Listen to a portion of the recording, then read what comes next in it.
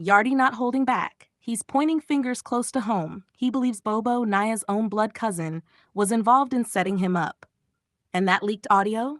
Peewee straight up drops Bobo's name. Could the one behind Niah's death have been right there in the yard, playing innocent all along? I want to tell me on the air. I'm not calling him now.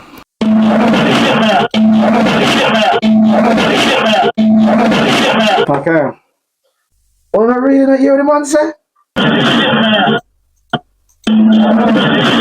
Nothing to do with blood clot, Biggs and Ruga and Crush Bread. I probably create that blood clot narrative and that story. Creative to protect Bobo.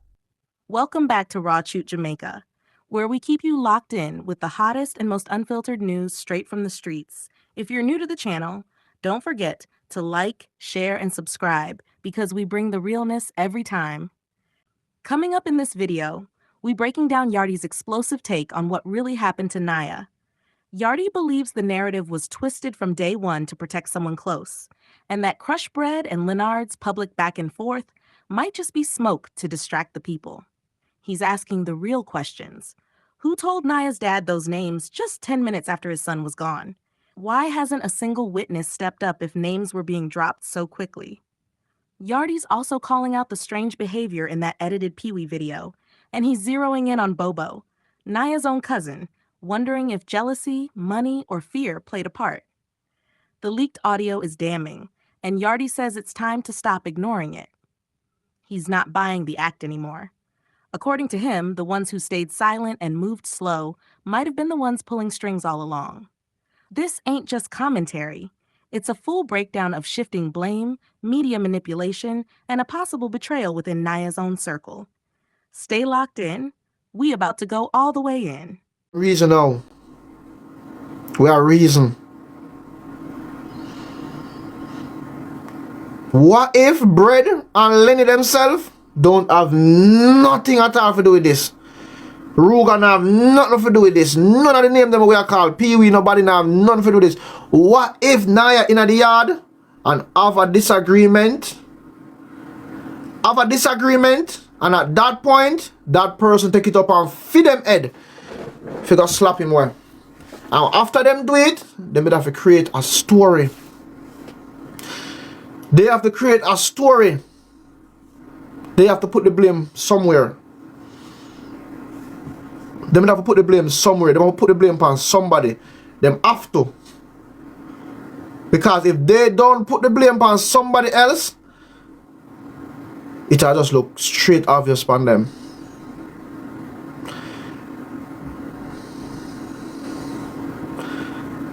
My belief, I almost start look on things. Lenard and Crush Bread probably don't have nothing to do with this bomb clout. But them now, so full of fight against each other, them they will probably realize the people probably have framed them. Them probably don't even realize the people probably have framed them.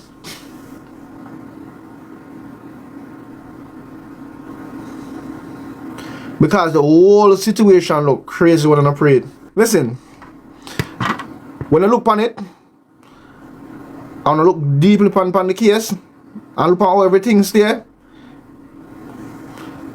It look way more serious. All right, let's talk straight. No sugarcoating. Yardy dropped a bombshell with this one. He's basically saying, what if everybody been pointing fingers in the wrong direction? What if Crush Bread, Lenard, Ruga, none of them had nothing to do with Niah's passing? What if the real issue started right there in the yard and somebody who was actually present decided to move slick and shift the blame before anybody could catch on? Think about it. If they didn't throw out those names, it would have looked too obvious. So instead, they pushed a whole different story to protect whoever really had something going on with Niah that day. Now, Yardy's not defending these men just to clear them. He's saying, yeah, the beef between them was real, but that doesn't mean they're responsible. These men been going at it for so long, they don't even realize when they're being used as scapegoats. Too much isn't adding up. If you really pay attention, it feels like the real story's being buried while everybody else gets caught up in the noise. Somebody in that yard knows more than they're letting on. That's facts. So before we keep running with every name that gets thrown out, maybe we need to start looking at who really had something to gain that day. Yesterday, They to ask me if you find out I say here a name call. And out of everybody want to see within the scene of within the whole Niah situation, when you can see behavior changes in a one person specifically. And that person behavior is very weird and off and strange. You know what I mean? Big up, sexy. It's very strange. It's very strange. But as I can say, Crush Bread them probably not have nothing to do with it. Crush Bread them probably not have nothing to do with it. Crush Bread probably really look for justice himself. Lenard probably don't have a clue. Lenard probably does a try. If he say, yo, me know on me, so him, cause him are the killer. Him always I do these things. You know, and yeah, Crush Bread probably was always I do those things, but this time it probably even Crush Bread. It's probably Devin fucking Lenard. Or probably Devin Aruga. Or probably other people who do what them do. And them do the blame shift. Them do the blame shift.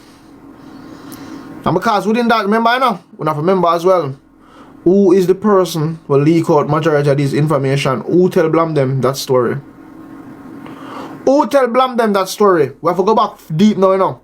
We have to say, who first start the story about Biggs and Crush Bread? Ruga say move because people are trying to him. People are trying to analyze him. Then people put it on him head.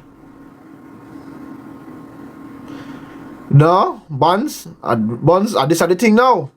Wanna get it mixed up. Watch by the video with LA Lewis. And blame them. And blame them, tell her who tell him. Blame them, tell her who tell him. Blame them, tell her who tell him about that. Yardy is watching everything unfold, and now he's calling out the people closest to Niah. He's asking, if something really happened in that yard, how come none of Niah's so-called friends are speaking up?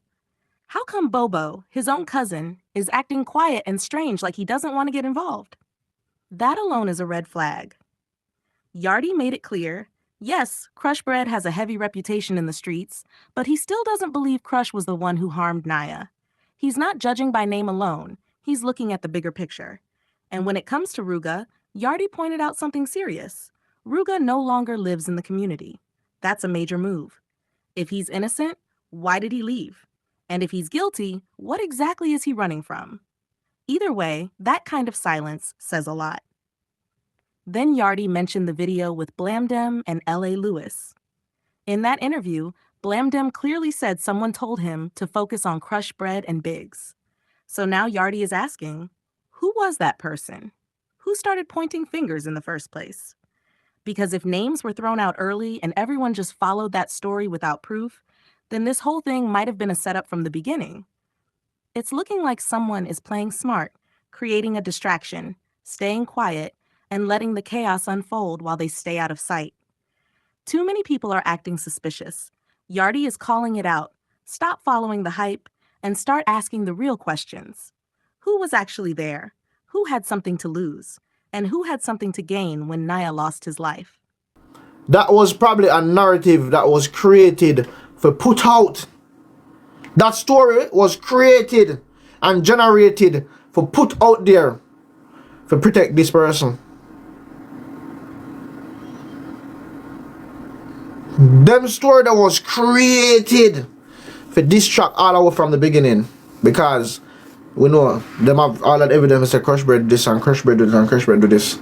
Well, them could all have frame blood clout bread him. I'm not gonna lie, I strongly believe so that for real. Lenny and Bread I get frame. Lenard and Bread I get frame for something with them not understanding over.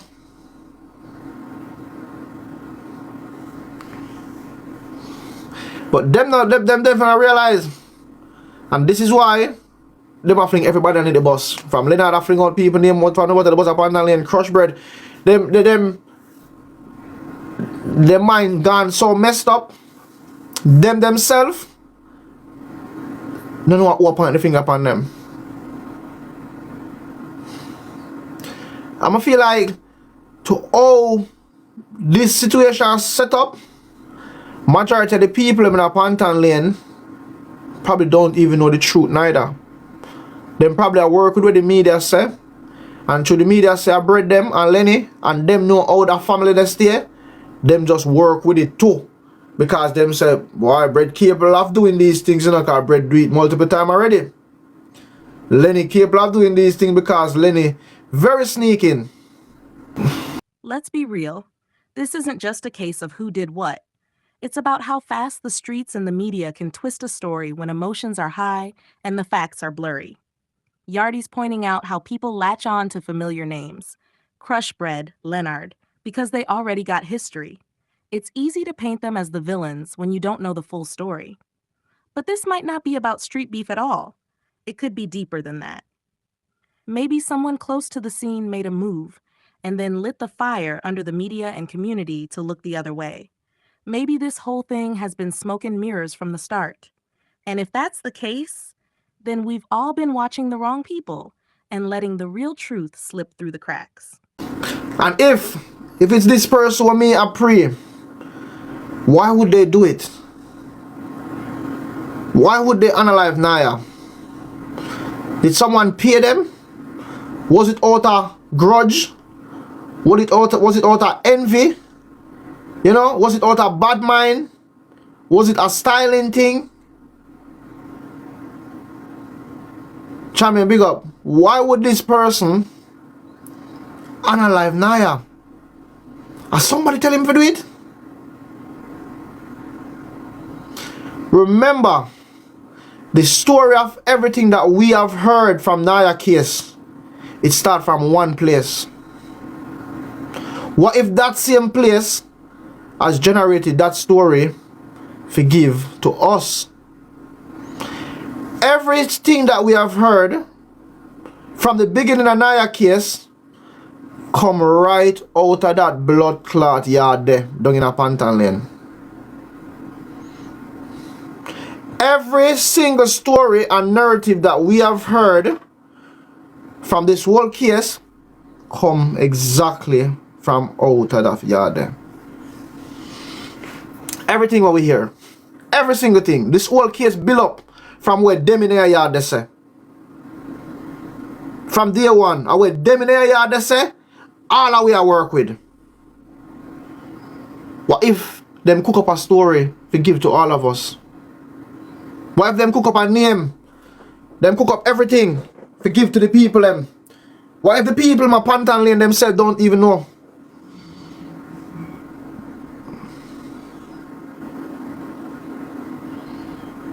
Yardie not holding back.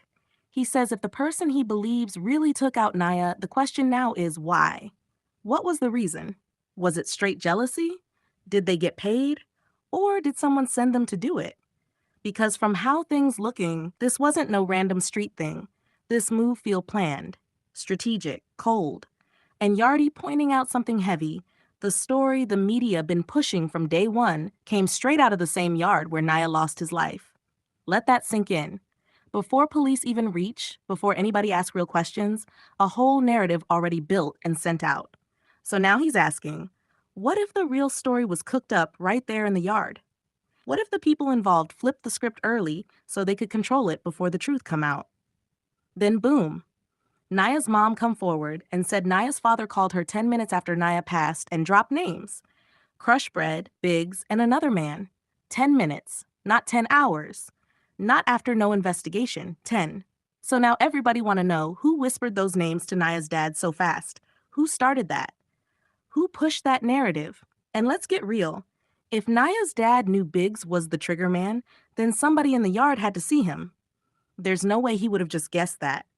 And if that's the case, why nobody step forward and talk to the police? Why nobody make a proper statement? Then Yardie talk about Biggs. If Biggs really did it, how come he get arrested, questioned, and then released? You think if they had solid info on him, man would be walking free? Nah, that don't sit right. That alone shows something shaky going on behind the scenes. And here's what hurt the most. Yardie said whoever did this, Niah would have never expected it from them. This wasn't a known enemy. This was someone close. someone who smiled in his face and still had it in their heart to take him out. That's what makes this whole thing dirty. This was betrayal on a whole different level. Slacky called Shernette 10 minutes after. And these are the same question me ask. Who called Slacky? Who tell Slacky say a Biggs come do it? Please big up. Who tell Slacky say a Biggs come do it? Who start up that Biggs campaign but still there's no witness to come out and go to police station and said I'm gonna say Biggs. So this is why I call Slacky and tell Slacky say a Biggs. Cause if Slacky if you know 5 minutes after I'm son dead say a Biggs, you know. Somebody in the yard must with us Biggs. One of the family must with us Biggs. And then Biggs would get released. He would have still in a police custody. Him would have still in a police custody. Because of the family would have know better and the family would have squeeze the police them and say yeah and come out to be a witness. Observe the case. Imagine Niah face as well. If Niah did say Stain, Biggs or Ruger them, me not think him face would have look like Bumbo clout. Really you a kill me? Me not think him would have a face expression now. As somebody with Niah would have never Bumbo clout expect for hurt him. Somebody with Niah never expect for hurt him. Me I tell him that. Peewee don't know nothing what going on either. When we look at all the situations there, Peewee not fully know where going. Peewee not fully know where going. He never know nothing. Nothing he never know. Let's cut the fluff and deal with this head on. There's way too much focus on the names that got thrown out early, and not enough on who really had motive and opportunity. People keep chasing the same narrative that came straight out of that yard, but nobody's stopping to ask who really started that story and why. It's looking more and more like somebody close to Niah was involved. Not a stranger, not some rival, someone who knew him, someone who could get close without raising suspicion. And let's be real, when somebody that close turns on you, it usually ain't about beef. It's personal. It's either jealousy, money, or someone higher up pulling strings. The version of events that flooded the media, that didn't come from official channels. That came from the same yard Niah passed away in. And somehow, that version became the only one people ran with. No questions asked, no witnesses, just names. And now everybody's locked into a story that might have been made up on the spot to protect the real person behind it all. And how come Niah's name barely cold and his father already calling names within minutes? That's not just fast. That's suspicious. You don't call out people like that unless someone whispered something in your ear. So the real question is, who fed him those names? Because whoever did, they had something to gain from pointing the heat in that direction. Let's not forget, somebody got arrested, then walked. If it was really him, he wouldn't be back on the street. And if he wasn't the one, then why was his name even out there in the first place? All signs point to something deeper than what's being shown. This ain't just a case of the streets talking. This feels like a setup from the inside. And when the person you trust is the one who moves against you, that's when the truth gets dangerous. But you see, we control the narrative of the story. They have to put things out there. And you see the biggest mistake we could have ever go do? I forgot put the video. Because here's the thing I want people understand now. The blame I get kind of a shift from Crush Bread, you know. I don't know if you not see it on the internet, you know. A lot of people not really blame Crush Bread like that. Like, a lot of people not really blame Crush Bread. Because people start to see different arrows what this case can turn to. All that specific type of people really like burning Crush Bread. You know? Yardie not said it much because Peewee know who the fuck was coming up and what was walking come to them. And when they say the gun, everybody realize how serious this motherfucking time is. Same thing with the Niah. And when them see the gun, them realize how serious this shit is.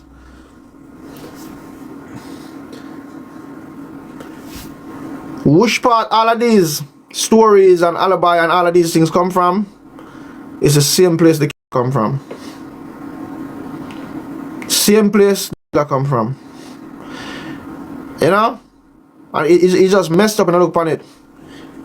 But because all the way, people them start pick side. The people them start pick side.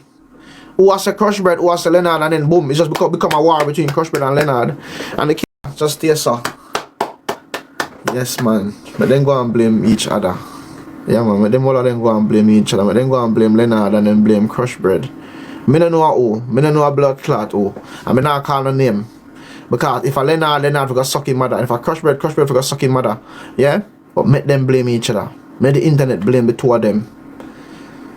That was the plan. All blood clot along. And the people them we feel like they done said them on the slow. They're smarter than we. Them actually have enough of us tricked for almost 8 months. Let's keep it all the way real. This whole situation been built on smoke and mirrors. From early, somebody made sure to get a story out fast, to distract people and throw names in the mix before the facts could breathe. That's not justice. That's strategy. Now that the pressure's shifting, people starting to wake up. The names that were loud at first, they're not looking as guilty anymore. And the ones that stayed quiet from day one, those are the ones that need to be looked at harder. Because it's always the silent ones you gotta watch. You think it's a coincidence that all the noise been between two men who already had beef? That was easy to sell. Easy for the streets and social media to eat up. But while those two at war, the real ones involved been sitting back, hands clean, letting everybody fight over lies. And let's talk about that edited video again. You can't watch that and tell me it's the full truth. Cuts, angles, missing moments. It's clear something got trimmed out. Why would you edit a video unless you're trying to hide something? And once that footage hit the public, that's when everything started to unravel. People started to question the official version, and that's what they didn't want. You can feel it. This thing wasn't spontaneous. It was set up. People in that yard saw more than they sang. Some of them know exactly who did it, when, and why. But instead of stepping forward, they hiding behind fake confusion. And let's not forget, someone fed names to Niah's family before anything even dropped publicly. That means there's a messenger in the mix. Someone who's been pushing this from behind the scenes, trying to control how the story plays out. They thought they were smart. They thought by letting the two loudest voices go at each other, the rest of the world would forget to look deeper. But now the smoke clearing and the truth, it's getting harder to hide. This is the night when Peewee run off. This is the audio from it.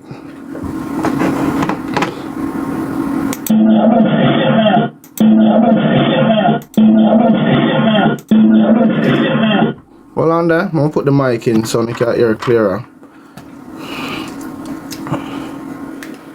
But I want to tell me on the ear. I'm not calling name now.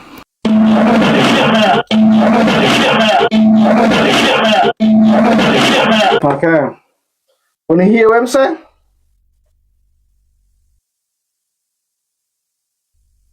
No, really, no, seriously.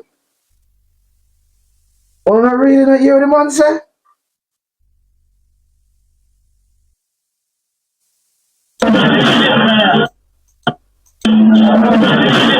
Nothing to do with blood clot Biggs and Ruga and Crush Bread. I probably create that blood clot narrative and that story. Create it to protect Bobo. Create that story to protect Bobo. Empress, good night. To keep all of us entwangling. Everybody across who wanna fight who and this and that. This everything come from out of that yard. I feel like everybody's a suspect. Tell everybody. I feel like a lot of people named call in this situation when they never meant to call. Because that was their motive. We call the man name and then hold him and say family kill Niah. I scared him, probably scared me. Him going to drop on the granny foot. I want the blood clot. Oh, hold on now. I ain't question nobody credibility. Police want to do them work. Me I do my work. Oh, yeah, do your order. All right, then, boss. Make me leave you right there, so then. Okay, fair enough. You get me? Yeah, all right, fair enough. Fair enough. Fair enough. Police them want to do them work. Leave them for do them work. I will leave them where they were. But, why? Me never know see upon the bus in Eagles, man. I tell you the truth. Me have no see upon the bus in Eagles. And. Somebody say you're not do your job right then. No, me I do my job right. I do my job. But yeah, all right. If you can call Negos, me keep on calling Negos, cause people them right Negos. If you can call Bobo, what me must say later on down now he come down and he lean up and he say Bobo, shut up. Yeah, cause I'm probably I wonder which one of them there. Probably I wonder if them in the house are with them there. So that's why I'm gonna go drop a granny foot because him confused. That's why I'm not going to the house, you know. Because me not run going to your blood clot house if I'm just see you slap out your cousin.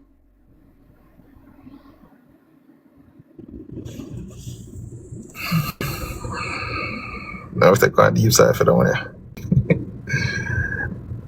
Alright, me don't know the timeline of the night, right? Bobo and still know they with them, right? Bobo said he must go inside. How long after Bobo go inside he attack him? In a year to your knowledge. No the lie. Let me a reason, man. Russian, hold on the Russian. To be honest. Blessed, yeah, man. Blessed, Russian. Yeah, to be honest. Yeah, Yardy. Yo. Oh, sorry, go on. Sorry. Yeah. We're going to give a time frame. Big up, Russian. We're going to give a time frame. Yeah. Alright. Bobo would have answered that. Bobo would have answered that for sure. Now, here's where it gets even darker. That audio that's been floating around, the one pulled from the video with Peewee, has people talking heavy. When you listen close, it sounds like he's saying Bobo is the one who took Niah out. And that changes everything. Because if that's what was said in the moment, if that's what was caught on tape, then why hasn't that been the focus? Why did the spotlight stay on Crush Bread and Lenard all this time? Why were their names the ones pushed to the front? It's starting to look like the whole narrative might have been built to protect Bobo. That's what it's smelling like now. And if that's true, if the real story got twisted just to keep Bobo out of the line of fire, then everybody's been chasing shadows while the truth was sitting right there the whole time. Now look, we're not saying Bobo pulled the trigger, but let's not play dumb. He knows something. You can see it in how he moves, in the silence, in the way he's kept himself just far enough out of reach. If he was innocent and knew nothing, he'd be standing front and center demanding answers. Instead, he's been low-key, quiet, like someone who doesn't want to slip up and say the wrong thing. And let's not ignore what happened in that moment. Peewee might have ran off scared, maybe straight into the house to the grandmother. That part is still unclear. But fear doesn't equal guilt. It means something happened that shook him, something he wasn't ready to deal with. And what he said or thought he saw is starting to come back into play.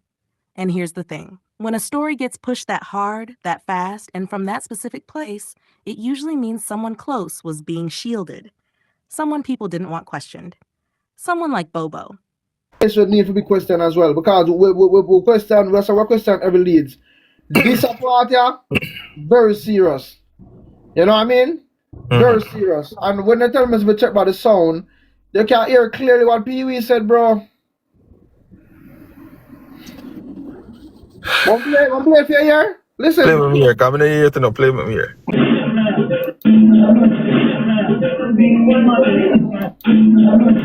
The man said Bobo should have killed Niah. Family killed Niah.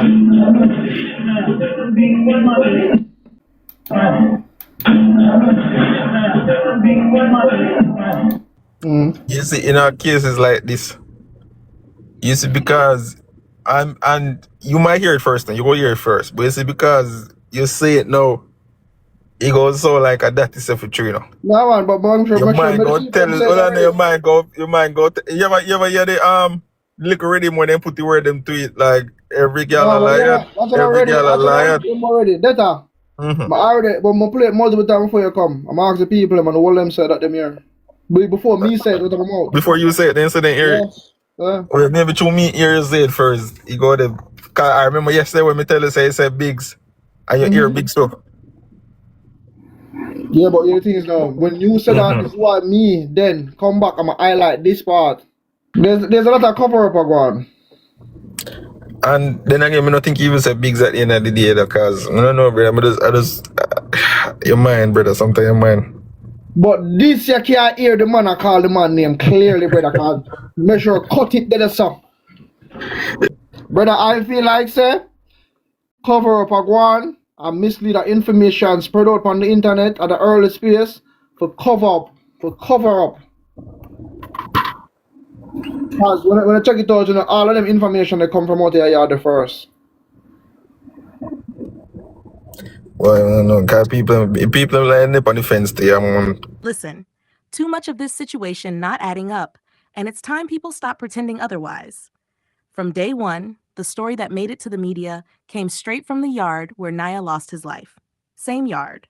So naturally, you have to ask, who crafted that narrative? Who was ready with details before police even finished chalking the scene? That ain't coincidence. That's control. And then you got Niah's dad calling out names just 10 minutes after his son passed? How? Who told him that fast? Somebody in that yard had to whisper something. You don't just pull names like Biggs and Crush Bread out of thin air. That means people saw something, but they still not talking to police. Why? And when Biggs got arrested and then released, let's be real, that only happens when evidence shaky or someone protecting somebody. If Biggs really pulled the trigger, there had to be a witness. So again, where's the witness? Why all the silence? Now let's keep it 100. Niah didn't expect the people who hurt him to move on him like that. That's betrayal, not beef. That's someone close flipping the switch. Then there's the whole narrative shift. It's been moving. At first, all eyes were on Crush Bread.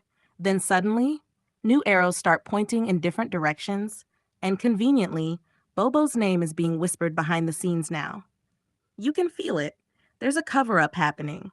People sitting on truths, scared to talk, or protecting someone they shouldn't be.